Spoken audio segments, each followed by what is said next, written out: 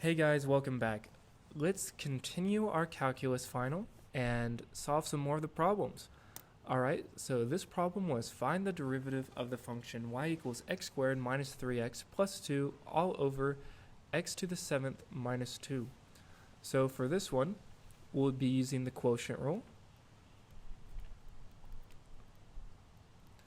And again, the quotient rule is our numerator, the derivative of our numerator, times our denominator, minus our numerator times the derivative of our denominator.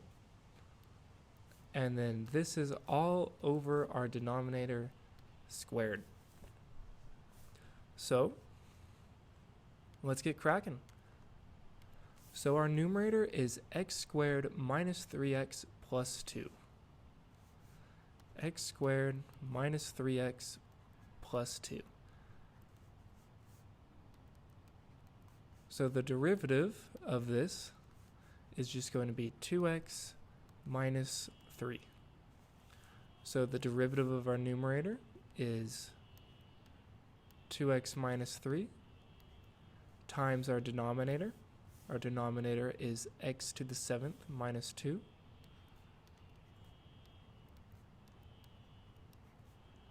Minus our numerator, which is x squared minus 3x plus 2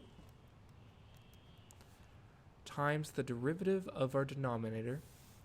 Our denominator is x to the 7th minus 2, so our derivative is what? It is 7x to the 6th. Now this will all be divided by x to the 7th minus 2 squared.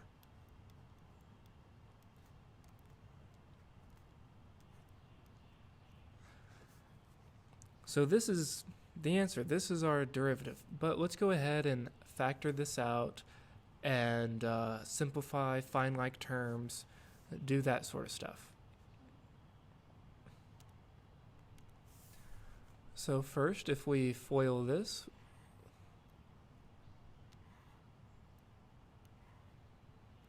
we will first outer inner last. So 2x times x to the 7th is 2x to the 8. 2x times minus 2 is minus 4x. Minus 3 times x to the 7th is minus 3x to the 7th. And minus 3 times minus 2 is plus 6. Then we will be multiplying all of these terms by a negative and a 7x to the 6th. So x squared times 7x to the 6th is 7x to the 8 minus 7x to the 8 minus 3x times 7x to the 6th is minus 21x to the 7th, and then 2 times 7x to the 6th is plus 14x to the 6th. So this will all, of course, be divided by our denominator, but let's just take our numerator and combine like terms from here. So we have this, so we have 2x to the 8. So we're done with this term. We have x to the 7th here and an x to the 7th here. Oh, look, we have another x to the 8. So we have a 2x to the 8 minus a 7x to the 8.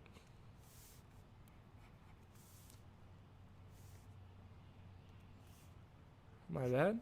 So 2 minus 7, that's going to be negative 5x to the 8. We have a 7 here and a 7 here. So we have a minus 3 minus a minus 21. So minus 3 plus 21 is going to be plus 18x to the 7th.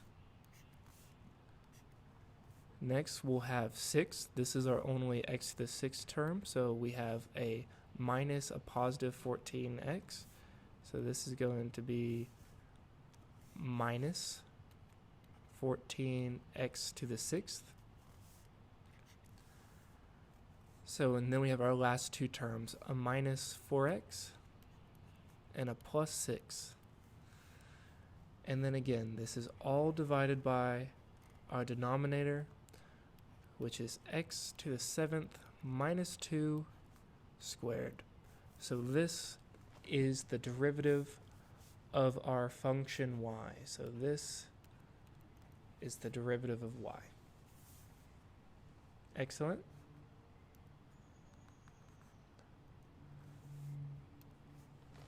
Find the derivative of this function.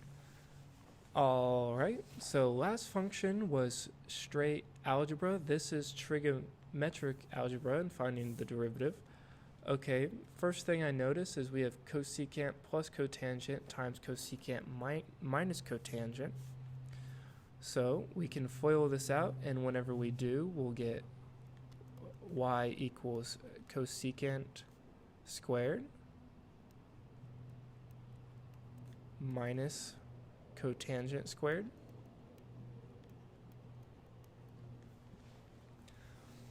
So let's first find the derivative of cosecant and then the derivative of cotangent, and then use the product rule to find the derivative of cosecant squared and cotangent squared respectively. So again, what is the quotient rule and the product rule? So the quotient rule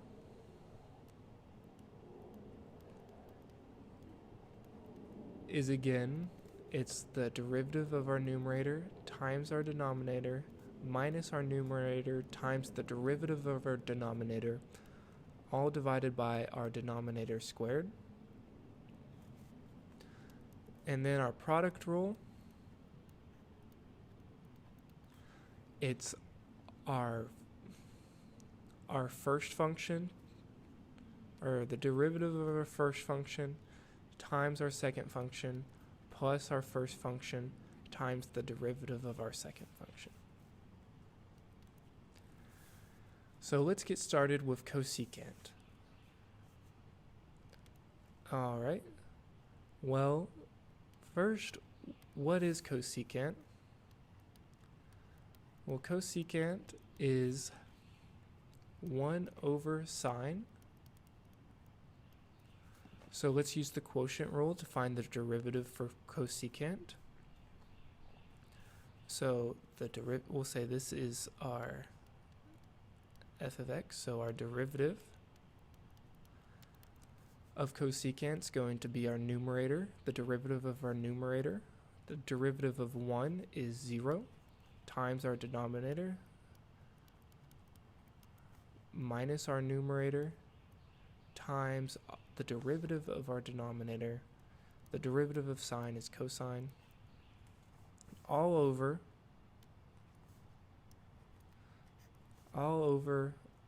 our denominator squared. So let's simplify this. What do we have? We have 0 times sine. Well, this cancels, that's 0. And then we have a negative 1 times a cosine. So this is negative cosine over sine squared. Alright, well, this can be rewritten as negative 1 over sine times cosine over sine. And this is cosecant times cotangent. So the derivative of cosecant is cosecant times cotangent. Alright, and so using this information, knowing that the derivative of cosecant is cosecant times cotangent, let's find the derivative of cosecant squared.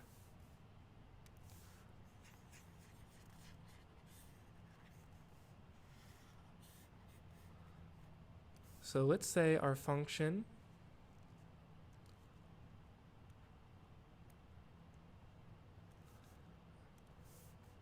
our new function is cosecant squared. Of course, cosecant squared is just cosecant times cosecant. And we can use the product rule.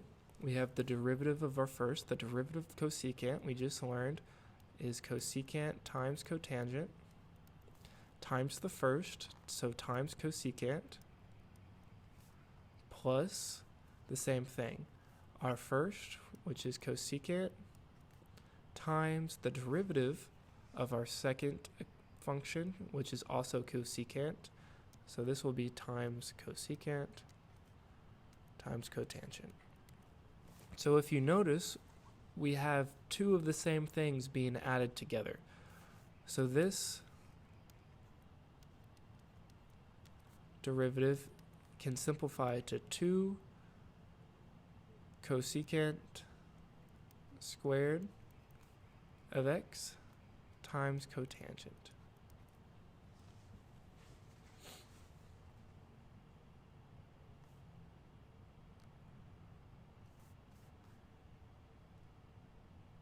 And I'm just now recognizing that this needs to be negative. Whenever I simplified here the derivative of cosecant by itself, we had negative 1 over sine times cosine over sine, and I didn't write this negative sign, so that's my bad. I'm sorry. I hope you remember what I'm talking about. You can rewind a little bit and see that I did not write the minus sign from here to here. So, but we do know it needs to be there, and so it does carry over.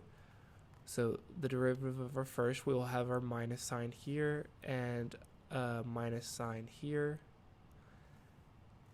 And so whenever we do add them, we still get a negative 2 cosecant squared x times cotangent of x. Alright, so we know the first part of our derivative. The first part of our derivative is going to be negative 2 cosecant x squared times cotangent. And so now let's work out the second part of our problem. So we need to find the derivative of cotangent, and then from there we will find the derivative of cotangent squared. So we'll say h of x is cotangent. Well, what is cotangent? Cotangent is 1 over tangent, and in the first part of this calculus test, on the last problem, we needed to find the derivative of tangent. So from that video, or we can remember from that previous problem, that the derivative of tangent is secant squared. So we can again use the quotient rule. The derivative of 1 is 0 times our denominator, so times tangent, minus our numerator, 1 times the derivative of tangent, which is secant squared, all divided by tangent squared. If we rewrite this, we have 0 times tangent, so this cancels. We have a negative secant squared over tangent squared. So we have a negative secant, which is 1 over cosine, divided by a tangent squared, which is sine squared over cosine. So instead of dividing by this fraction, we can multiply by this reciprocal, and we have negative 1 over cosine squared times cosine squared over sine squared.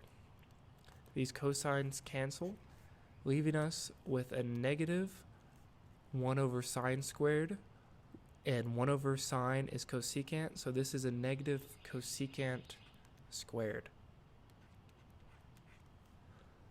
So the derivative of cotangent is negative cosecant squared. So let's write that up to the side. We'll have our h of the derivative of our cotangent is negative cosecant squared.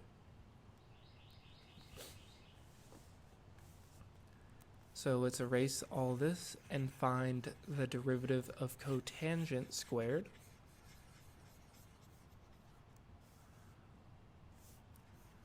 Use a new color.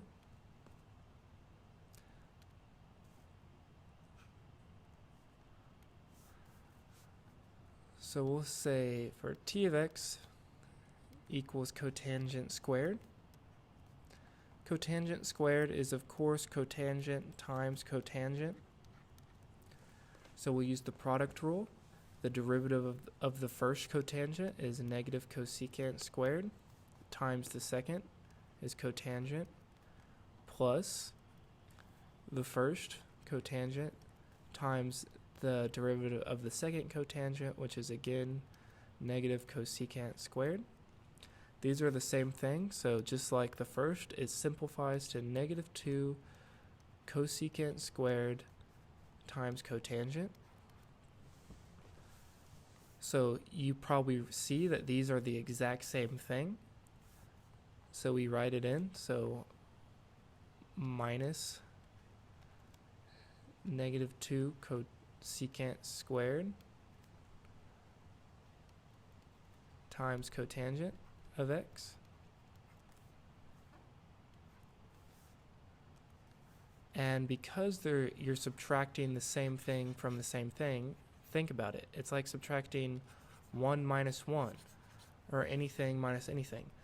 It equals 0 because you're subtracting it from itself. So the derivative of cosecant squared of x minus cotangent squared of x is 0.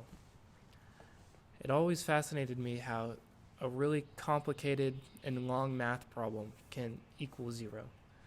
But that happens more often than not, honestly, because everything tends towards harmony or 0. If you're ever in physics 1, so many of the answers in physics is going to be 0 because of that. Okay, let's do this problem. Find the largest open interval where the function is increasing.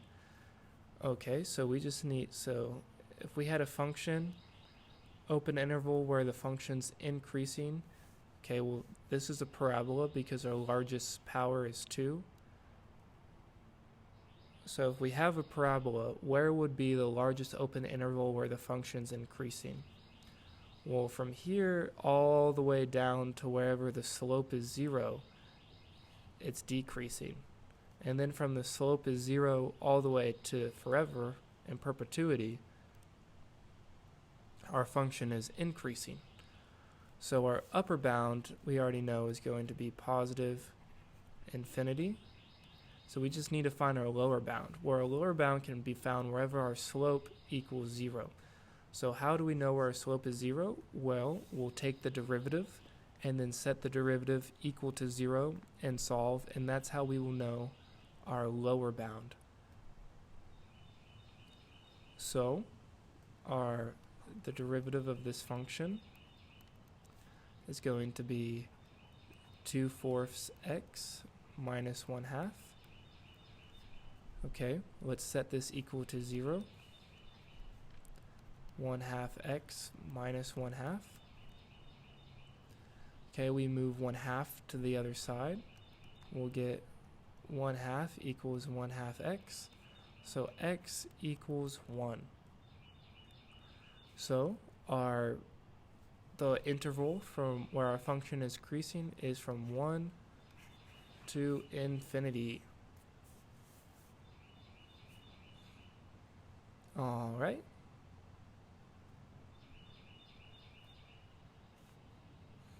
Let us go to our next problem.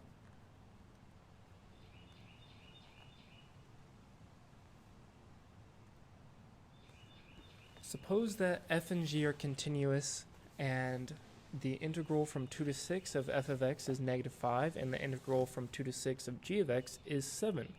Find the integral from 6 to 2 of g of x minus f of x. Okay, so notice that this and these are flipped. The integral from these is 2 to 6, and this is from 6 to 2. And so all that does is it makes our answer, our integral, negative.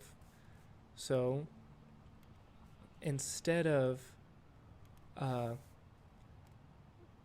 our f of x, the integral, being negative 5, if we flip it from 2 to 6 to 6 to 2, the derivative of our f of x is going to be positive 5.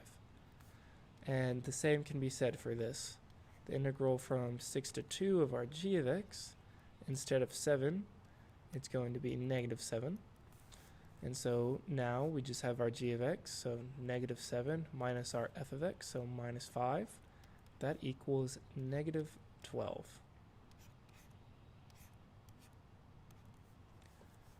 All right.